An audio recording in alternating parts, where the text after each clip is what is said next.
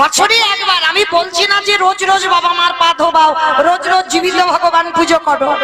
রোজ রোজ কেন করবে? যেমন বছর অন্তর দুর্গা পূজা হয়, বছর অন্তর যেমন রথযাত্রা হয়, সমস্ত পূজা অর্চনা হচ্ছে। তাহলে কলির জীবকে ভগবান শেখালো পাথরের মূর্তি সেবা করো, মাটির মূর্তি সেবা করো, কিন্তু কোনদিন জীবিত মূর্তি সেবা করেছো? আর জীবিত মূর্তি হলো যে যার ঘরের বাবা মা। আর ভগবানকে পেতে গেলে সবার আগে পিতামাতার চরণ সেবা করো।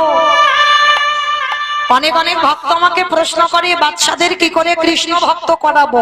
আমি একটাই কথা বলে যাব, বাবা, কৃষ্ণ ভক্ত করাতে তোমার হবে না।